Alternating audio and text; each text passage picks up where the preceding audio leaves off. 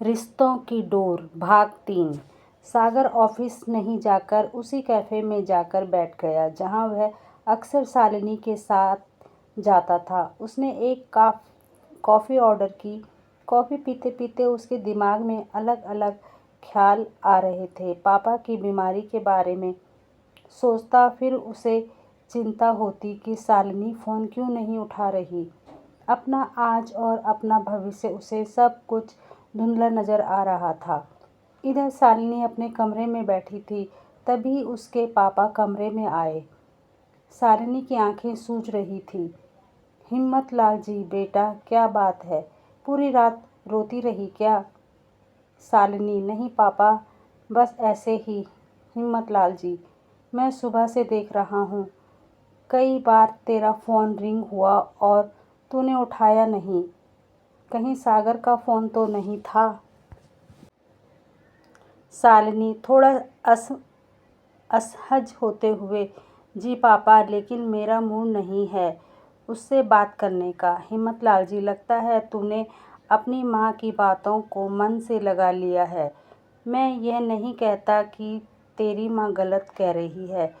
तुझे उससे शादी करनी चाहिए या नहीं ये तेरा फैसला है, लेकिन एक गलती जो इस समय तू सबसे बड़ी कर रही है वह यह है कि उसे इस समय तेरी ज़रूरत है। इतने पुराने रिश्ते को एक पल में नहीं छोड़ा जाता, वो भी उस समय जब उसे तेरी सबसे ज़्यादा ज़रूरत है। घर में वो किसी से बात नहीं कर सकता, अपने दोस्तों से वह कम ही मिलता है। ऐसे में अकेली तू ही है जिसे वह अपना समझकर फ़ोन कर रहा है। उसे इस समय किसी सहारे की ज़रूरत है जो वो तुझ में ढूंढ रहा है।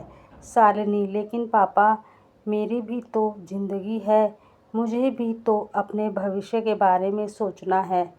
हिम्मतलाल जी, बेटा, यदि तू उसके साथ अपना भविष्य नहीं देखती तो कोई बात नहीं, लेकिन एक दोस्त की तरह उसकी परेशानी में उसका साथ तो दे सकती है।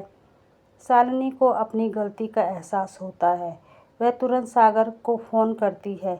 शालिनी, सागर, क्या बात है, सब ठीक है ना? सागर, कहाँ हो यार? शालिनी, सुबह से कितने फ़ोन किए तुम्हें? शालिनी, वो कुछ ज़रूरी काम था, बताओ क्या काम है? सागर, उसी कैफ़े में बैठा तुम्हारा इंतज़ार कर रहा हूँ। आज ऑफिस जाने का बिल्कुल मन नहीं था, क्या तुम एक बार मिलने आ सकती हो? शालिनी, ठीक है, मैं 20 मिनट में पहुँचती हूँ। शालिनी का जवाब सुनकर हिम्मतलाल जी मुस्कुराते हैं और कमरे से बाहर निकल जाते हैं। कुछ देर बाद सागर और शालिनी मिलते हैं। शालिनी, सागर, क्या बात है, इतना परेशान क्यों हो? सागर, शालिनी, मैं बहुत टूट चुका हूँ। पापा का चेहरा मुझसे देखा नहीं जाता। आज पता लगा, यदि पता हो कोई अपना साथ छोड़कर जाने वाला है तो कैसा महसूस होता है। यह सुनकर शालिनी को धक्का लगा। वह सोचने लगी, इस समय वह भी तो यही करने जा रही थी। अगर पापा उसे नहीं समझाते तो वह भी तो सागर का साथ छोड़कर जा रही थी। ऐसे में उस पर क्या बीतती? शालिनी, सागर, इतना मत सोचो, सब कुछ भगवान पर छोड़ दो। ये समय टूटने का नहीं है, अपने परिवार के साथ ढाल बनकर खड़े रहने का है। अब सब कुछ तुम्हें ही संभालना है। तुम टूट जाओगे तो तुम्हारे परिवार का क्या होगा? और मैं भी तो तुम्हारे साथ हूँ। इस मुश्किल समय को हम दोनों मिलकर निकाल लेंगे। सागर, बस तुम मेरे साथ हो तो मैं हर मुश्किल का सामना कर लूँगा।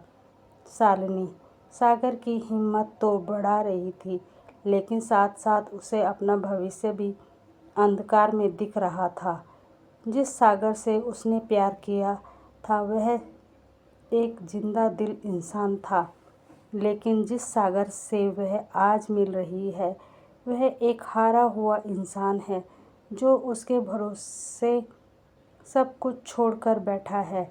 शालिनी पूरे दिन सागर के साथ रही, सागर को ढांढस बंधाती रही, उसकी हिम्मत बढ़ाती रही, लेकिन उसने देखा कि सागर बिल्कुल टूट चुका है। यह देखकर उसकी हिम्मत भी टूटने लगी। एक तरफ अपनी माँ की बातें और एक तरफ अपने पिता की बातें, दोनों में तालमेल बैठाने की कोशिश करती, लेकिन सागर की बातें सुनकर माँ का पक्ष भारी लगता। इसी तरह पूरा दिन बीत गया। शाम को शालिनी को घर छोड़कर सागर अपने घर आ गया। तो कहानी यहीं पे समाप्त होती है। आगे कहानी जानने के लिए सुनिए चौथा भाग।